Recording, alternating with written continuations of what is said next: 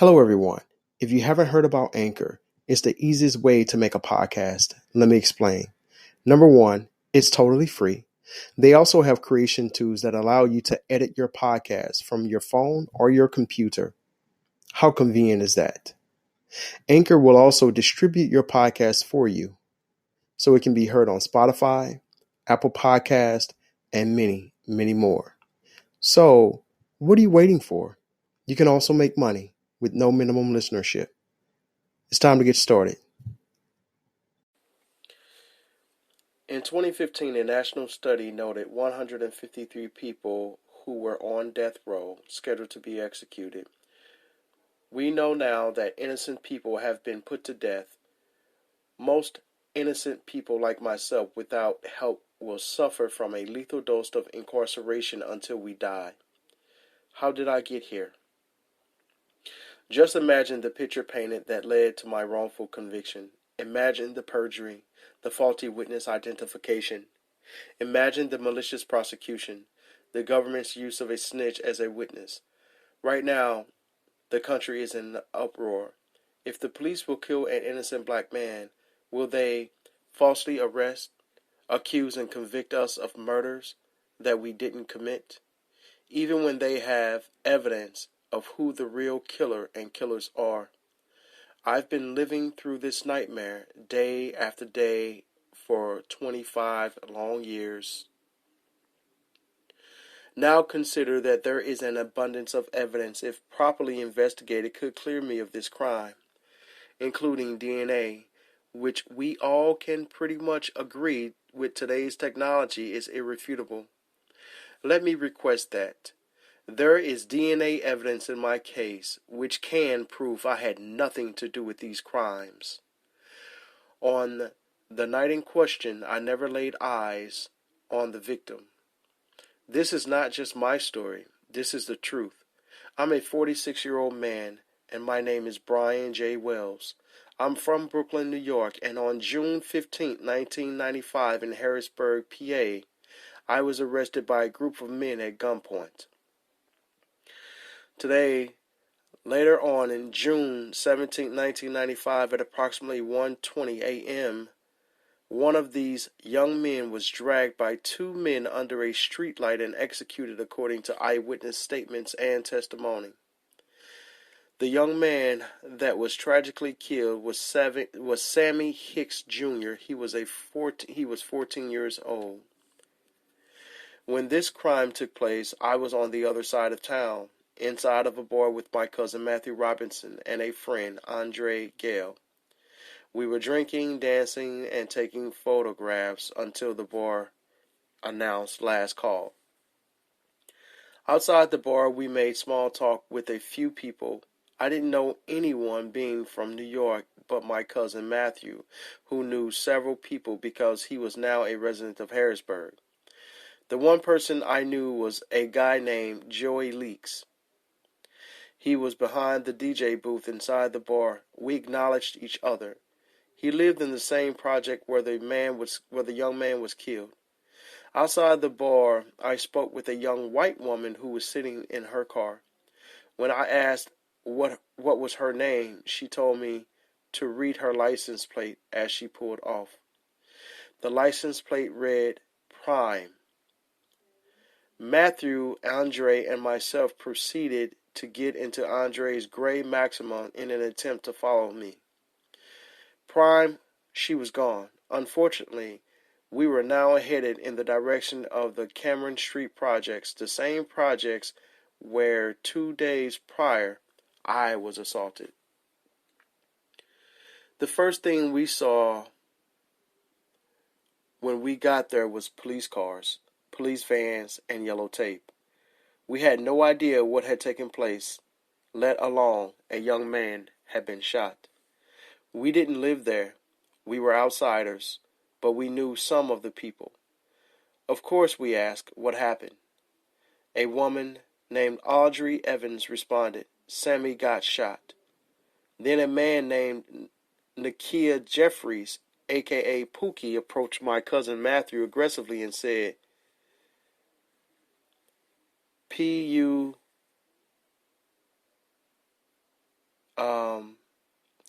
you know what happened? Y'all shot my boy. I immediately jumped in between the two and said, we didn't have shit to do with it. We just came from Fabs. Everyone crowded around us. My cousin, in poor taste, responded to Pookie's disrespect, saying, F those N-words. They all should have got it. This heated exchange was witnessed by at least 30 people, including the prosecution star witness, Keontae Hodge, and Officer Jeffrey Shivers, who was the first officer to arrive and secure the crime scene. From that pivotal moment, the finger was pointed in our direction. You have to understand the complication begins and ends with the three of us being from New York City. We literally just walked ourselves out of a bar and into a homicide investigation. Edna Green was an eyewitness to the shooting. She was the first person to say who else witnessed the shooting. She said of the two people she saw committing this crime, one of the shooters was tall and the other was short. This is critical because Matthew, Andre, and myself are all approximately the same height. Also critical is the fact that prior to the argument with Nakia Jeffries, aka Pookie, no one implicated us. Edna Green told the police 3 girls witnessed everything. 2 of them were 14-year-old friends of the victim, Keontae Hodges and Virginia Garcia. The third was an 18-year-old woman named Simone Brooks. This is important because I find it odd that I have never seen a statement from Miss Brooks, and she did not testify at trial. Why? Wouldn't her testimony be just as reliable, if not more credible, considering her age? Keontae Hodge was the star witness. Her statement and child testimony contradicted. 1. The officer who secured the crime scene. 2. The lead detective, in regards to her failure to identify Matthew Robinson and Andre Gale. 3. The coroner and pathologist. 4. The firearm expert and ballistic specialist. So, what does that mean? Hodges' initial statement to the police is that the people she allegedly saw committing this crime were Jay Black and Ted. She said Jay did the shooting, then he and Black ran and met up with Ted. I am the person she says is Jay. Here is the confusing part. My cousin Matthew Robinson is known as Ted. My cousin Matthew Robinson is also known as Black. Even everyone in that community who knows him knows this. Not Keontae Hodge. She did not know any of us. Keontae, along with several other witnesses, say they saw 2 people drag the victim under his arm and under a streetlight, where he's allegedly shot at point-blank range, and I am the person she allegedly witnessed fire several shots. The truth is, according to the forensic and trial testimony by the pathologist, there was no evidence of close range fire, and according to the firearms expert, the witness was shot by 2 different weapons. Keontae stated and testified after the victim was shot, we allegedly returned to the scene 5 to 10 minutes later, and we ended arguing with Nakia Jeffries, aka Pookie. This is important because the first officer to arrive on the scene, Officer Jeffrey Shivers, testified this argument occurred some 40 to 45 minutes after he had secured the crime scene. Therefore, there was never no return to the scene. We had a ride there for the first time after leaving the bar. We never laid eyes on the victim. We never saw Sammy Hicks that night. Remember those 153 men and women, mostly poor, Black, and Hispanic, exonerated from death row? A brutal and horrific picture has to be painted to ensure conviction. The same goes for us who have been plain old sentenced to life in prison for murder we have not committed. In my case, after the argument with Pookie was broken up by Officer Jeffrey Shivers as he headed our way, we got in a car and went to see a female I had met a day prior. Her name is Latasha Walters. Keep in mind, before this argument with Pookie and being accused of murder, I was at a bar drinking with my cousin and a friend. This was June 17, 1995. In 2 days before that, on June 15, 1995, I was assaulted at gunpoint. On the left side of my face was a huge butterfly band-aid, which was the result of the assaults. Several police stated I had the butterfly band-aids, not Keontae Hodge. Latasha asked me about the band-aids and whether or not I was in a fight. Speaking out loud and thinking about Pookie's accusations, I said to no one in particular, I need an alibi. Latasha Walters asks me, do you need me to be your alibi? I immediately said no. I searched my pockets for my ticket stub because I had been to the movies earlier that night. I never laid eyes on the victim. I had no idea whatsoever as to what time this crime was committed. Latasha and myself were dropped off at the motel.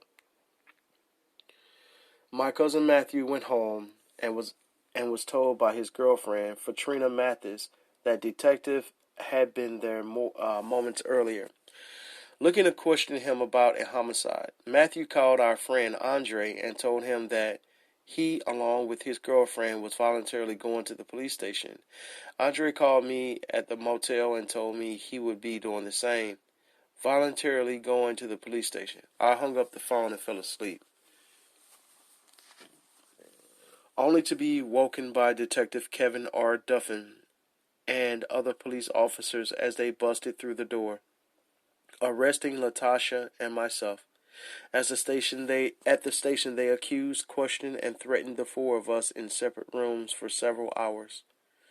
For no apparent reason, Detective Duffin kept saying, "You know what I'm going to? You know I'm going to F you." He repeated this to me. At this time, Andre Gale and myself had no criminal records. After the interrogation and threats, Duffin said he would release me if I agreed to four things. 1, to have my picture taken to be used as a mugshot. 2, to sign a consent to search and give him all of my clothing for GSR and DNA testing. 3, to take a lie detector.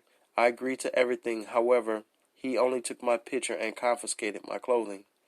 Matthew, Andre, and myself were released, and as we were leaving, we all could see Latasha in a row, handcuffed to a chair, crying. At trial, at task, was a witness for the prosecution. She testified there were things in her statement that she never said. She pointed at Detective Duffin, saying he told her she was going to jail if she didn't tell them what they wanted to hear. Of course, Detective Duffin has a history of this practice. Her exact words at trial, he kept hounding and hounding me. You know how they do. So I just told them what they wanted to hear. On June 20th, 1995, Duffin and other detectives went to my cousin Matthew's house with the ruse of wanting to return my clothes. Matthew brought them to where I was staying. Remember, I'm from New York and I was in Harrisburg for a total of 5 days. Even after the initial arrest, I didn't fully, because I never laid eyes on the bed in the night he was killed. I was arrested and charged with first-degree murder.